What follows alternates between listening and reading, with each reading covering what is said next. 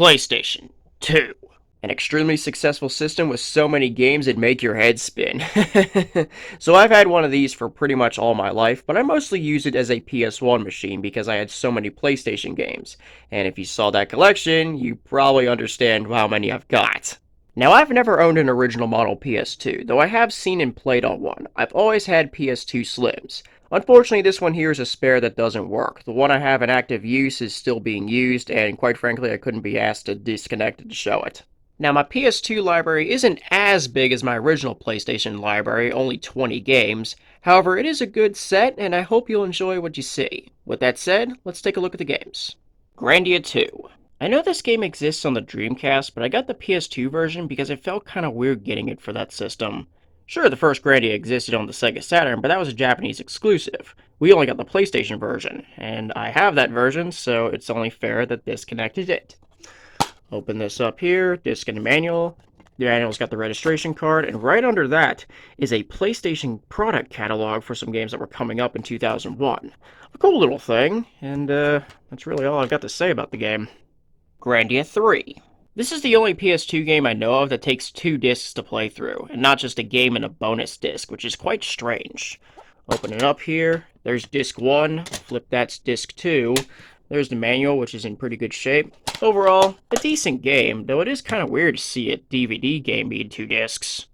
Samurai Legend Musashi. I didn't get to play this one too much, sadly, though I had some serious interest in it because I really loved Brave Fencer Musashi on the PlayStation. Go ahead and open it up here. There's the disc and the manual. Right behind that is an insert for Full Metal Alchemist, and behind that is a Full Metal Alchemist 2 promo that was coming on the PS2 at the time. A game that hopefully I'll give some time later on, but yeah, it's a shame I never could actually finish it. Breath of Fire Dragon Quarter. Breath of Fire is a good series, but Capcom fucked up big time with this game, as well as releasing 6. So the main reason I only got this game was because I needed to finish the entire series, and this was a missing link. Open this up, there is the game disc, there is the manual. This is also currently my only PS2 game that has a player's guide. Here is the guide for the game, which has a bit of wear, notably in this very top right corner with a bit of residue, and especially on the spine with quite a few marks here. No actual damage to the spine, which is good, and the back page looks fine as well. All the pages look good. Overall, kind of a standard used guide. R-Type Final. The last real R-Type game for a good long while, and a pretty good one to boot with a huge amount of customizable ships. I do like it, not as much as Delta, unfortunately. There's the game disc and the manual. That's really all I got to say about this one. A great shooter regardless. Sylphie the Lost Planet. This was one of Working Designs' last released games, and my personal first ever Working Designs game. The foil obviously was what caught my eye. It's also my only PS2 game that has the top label still. Pretty weird that that's the case. Open that up. There is the game disc, which is the first CD PS2 game I'm showing, which has that blue back, as well as the nice foiling manual you can see right there.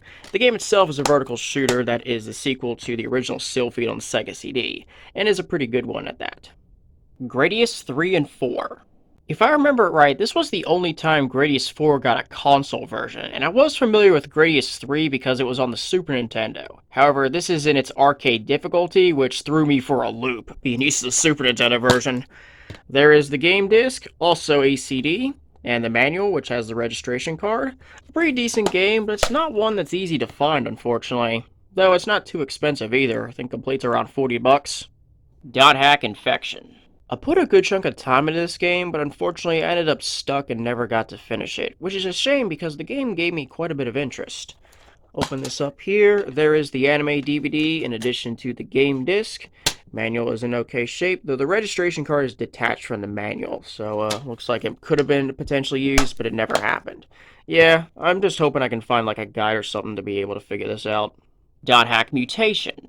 While I know the game could be played on its own, I only played it for about 10 minutes just to make sure the disc worked because I wanted to finish Infection before going into this game, which sadly hasn't happened yet. Open this here, there is the anime DVD in addition to the game disc. There is the manual, which has its registration card attached instead of detached, and that's really all I got to say for this one, unfortunately. Dot Hack Outbreak. Much like Mutation, only played this game for about 10 minutes just to make sure it worked because I wanted to play the entire story starting from Infection, which getting stuck on that didn't happen.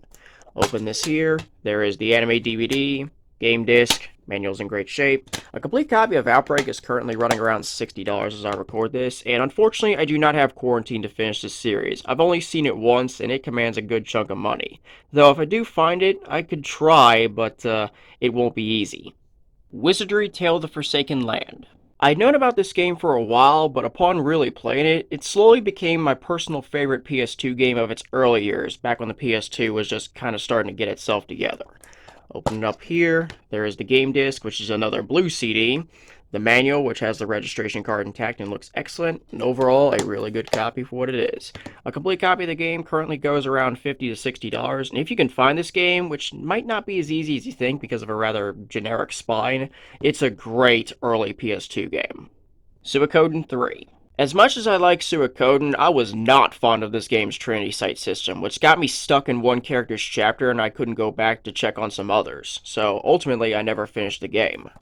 Open this here, there is the game disc, manual with the registration card intact, and that's about it. I'll try again later, but yeah, the Trinity Site system really set me off. Suikoden 4. This game gets quite a bit of flack in the series, but I personally liked it despite its relative shortness story-wise and its faults. It does deserve a little flack, I think, but I think how much it actually gets is a bit overblown. Open it up here, there's the game disc and the manual, all in good shape, and yeah, I did actually like this game.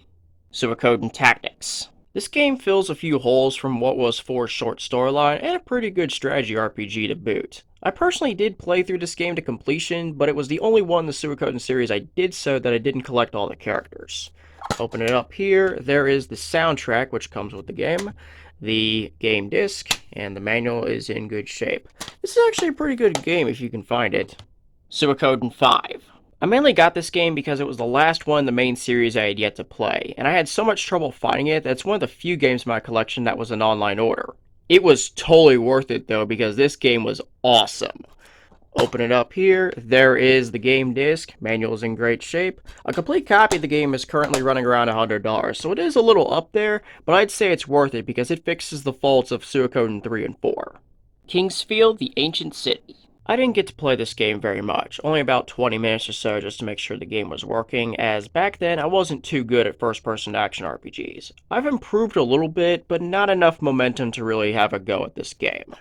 Open it up here, there is the game disc and the manual, registration card is in there. A complete copy of this game is currently running around $100. Wild Arms Alter Code F.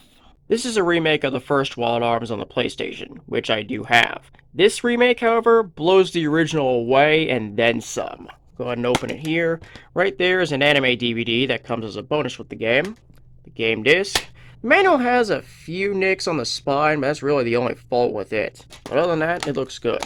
A complete copy of this game currently runs around $125 to $130, and it's not too easy to find, but if you like the first Wild Arms, you really gotta find this game.